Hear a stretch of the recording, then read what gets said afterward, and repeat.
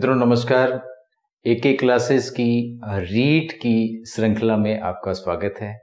और आज बात करेंगे रीट के पॉलिटी या यूं कह सकते हैं राज व्यवस्था से संबंधित विषयों का, या यूं कह सकते हैं महत्वपूर्ण बिंदुओं के बारे में हम चर्चा करेंगे। हमें आने वाले दिनों के अंदर राज व्यवस्था से संबंधित कौन कौन से बिंदु हमें पढ़ने हैं, मुख्य रूप से क्या दिया गया है।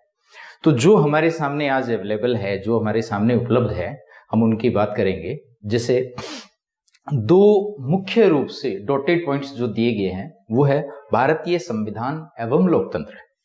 एक तो बात ये है। दूसरी बात है उसमें दिया गया है सरकार का गठन और सरकार के कार्य। ये दो चीजें दी गई है और इनमें हम पढ़ते समय हम ध्यान में रखेंगे कि हम बहुत ज्यादा कहीं दूर ना निकल जाएं। सो इसके लिए जो प्रमुख रूप से बिंदु है, हम ये कह सकते हैं सबसे पहला बिंदु हम पढ़ेंगे उद्देश्य का कह सकते हैं, प्रस्तावना कह सकते हैं, प्रियम्बल कह सकते हैं। इसका हम अध्ययन करेंगे। ये अपने आप में क्या है, इसमें क्या लिखा गया है, इससे संबंधित कितने विवाद हैं या यूं कह सकते हैं कि कितने वाद हैं, इसमें कब परिवर्तन किया गया, ये कब रखी गई, कहां से ली गई है, इसके बारे में चर्चा करेंगे।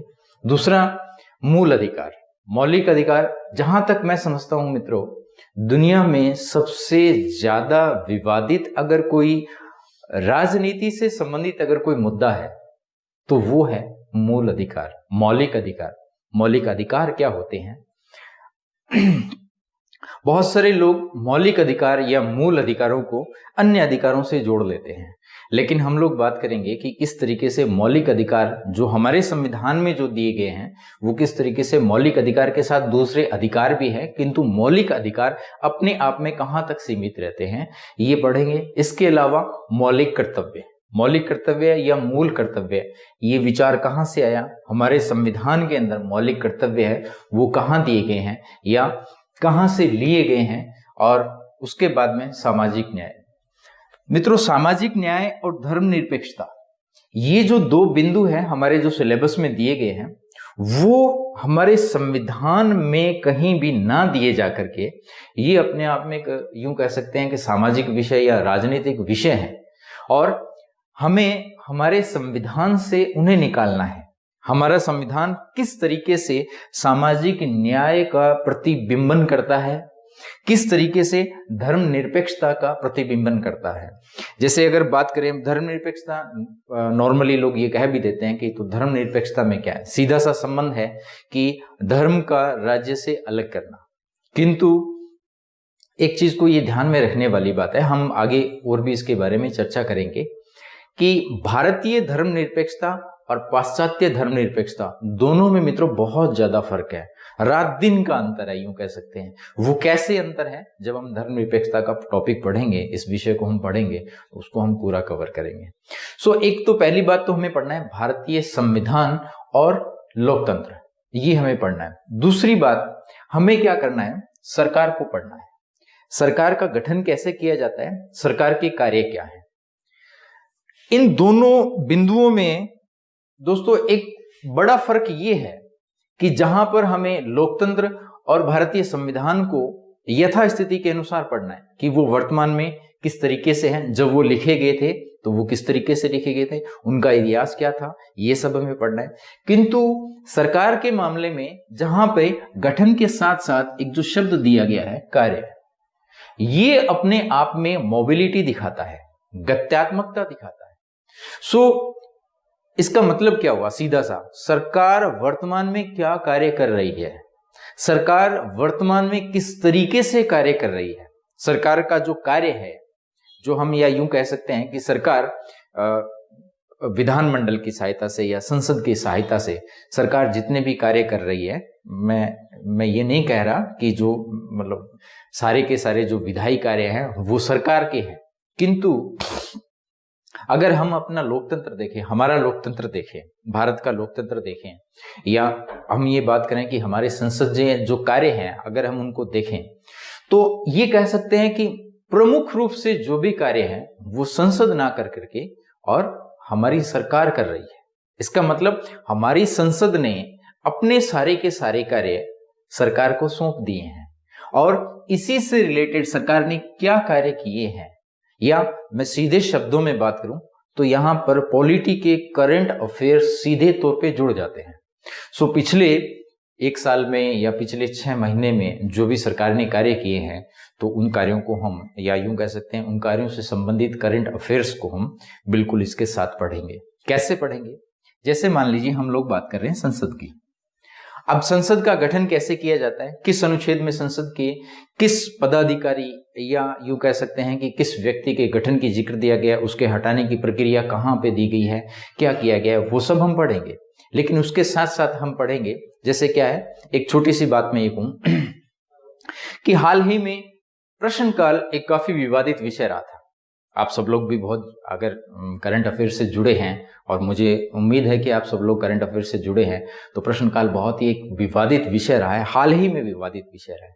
तो प्रश्नकाल हमारे संसद का एक अंग है, यानी यूं कह सकते हैं कि जो जितने भी प्रकार्य हैं संसद के, उनमें से प्रश्नकाल भी एक समय आता है, या यूं कह सकते हैं एक पार्ट है। और वो पार्ट है, वो विवादित क्यों रहा है, इसके पीछे क्या कारण रहे हैं, तो वो एक करंट अफेयर्स का टॉपिक है। सो हम संसद के साथ साथ करंट अफेयर्स के टॉपिक में हम ये भी पढ़ेंगे कि वर्तमान में सरकार या संसद जो है वो क्या कार्य कर रही है, किस तरीके से कार्य कर रही है। उसके बाद मित्रों, राष्ट्रपति आप सब लोगों ने बहुत अच्छे तरीके से पढ़ा होगा, और मुझे नहीं लगता कि मुझे बताना पड़े कि राष्ट्रपति क्या है, हमारे राष्ट्रपति कौन है, हमारे राष्ट्रपति की शक्तियां क्या क्या है। फिर भी हम इस टॉपिक को बहुत अच्छे तरीके से जो है कवर करेंगे।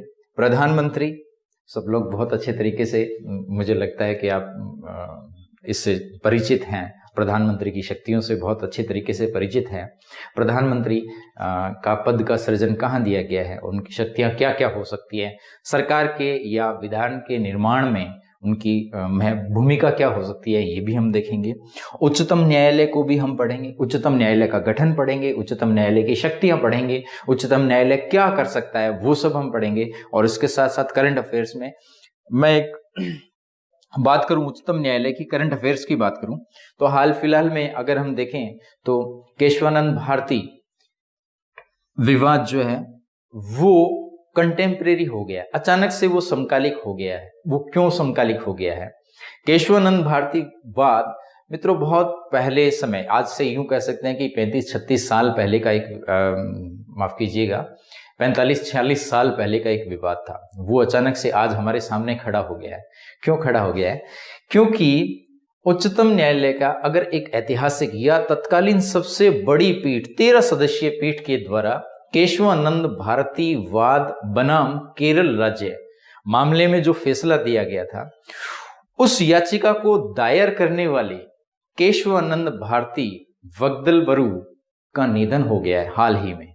सो वो अपने आप में कंटेम्परेरी हो गया है। सो अगर परीक्षा के नजरिए से देखें तो सुप्रीम कोर्ट से संबंधित बहुत सारे प्रश्न पूछे जा चुके हैं। सुप्रीम कोर्ट से संबंधित आपने बहुत सारा मैटर जो है वो पढ़ लिया है।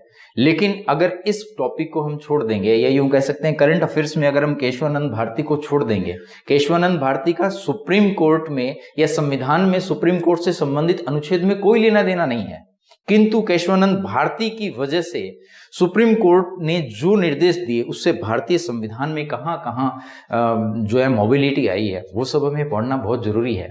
तो करंट अफेयर्स के लिहाज से हमें ये चीजें पढ़नी जरूरी हो जाती है।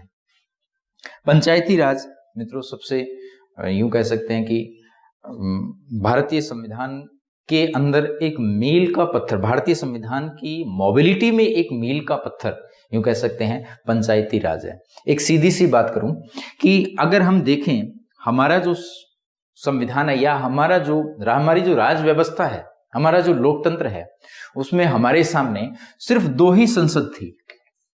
मतलब कानून निर्माण की शक्ति एक तो हमारी संसद के पास थी, जिसको हम लोकसभा और राज्यसभा 2 सदनों में विभाजित करते हैं, 3 अंगों में विभाजित करते हैं।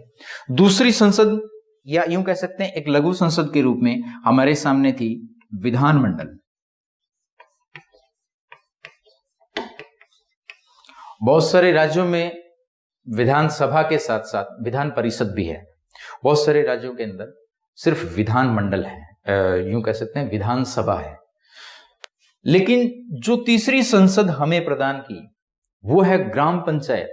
ग्राम पंचायत भी ठीक संसद की तरह ही है, क्योंकि ग्राम पंचायत को जितने विषय दिए गए हैं उसके पास उन विषयों पर कानून बनाने की शक्ति है। तो ग्राम पंचायत अपने आप में एक लघु संसद है। जो पंचायती राज अधिनियम है उसने हमारे संविधान या हमारे लोकतंत्र की मोबिलिटी में एक मील के पत्थर के तौर पे कार्य किया है। हम पंचायती राज का भी अध्ययन करेंगे और सबसे अंतिम बिंदु जिसे हम कह सकते हैं, नॉट लास्ट बट यूं कह सकते हैं at the last but not least, LSG, local self governance, नगरीय स्वशासन। इसको भी हम ये कवर करेंगे। मित्रों, हमारा संविधान अपने आप में एक महान महासागर है, एक बहुत बड़ा महासागर है। हमारे संविधान निर्माता जब संविधान को लिख रहे थे तो उन्हें भली भांति इस बात का भान था, उन्हें भली भांति इस बात का ज्ञान था कि वो महज एक डॉक्यूमेंट नहीं लिख रहे हैं, वो महज एक किताब नहीं लिख रहे हैं, बल्कि युगों युगों तक भारतीय लोगों का भविष्य लिख रहे हैं। अप्लाइड फॉर्म ऑफ कॉन्स्टिट्यूशन आज के टाइम में सबसे ज्यादा पढ़ा जाने वाला, सबसे ज्यादा चर्चित विषय है। हम जितने भी टॉपिक्स हैं इनको कवर करेंगे। कवर करने के साथ साथ हम इनको ये भी ध्यान रखेंगे कि करंट अफेयर्स में या जो संविधान की मोबिलिटी है या हमारी जो लोकतंत्र की मोबिलिटी है वो कहाँ तक कार्य करेगी। इसकी शुरुआत हम अगले वीडियो से करते हैं। तो मित्रों, आपसे मुलाकात फिर से होगी अगले वीडियो में। धन्यवाद।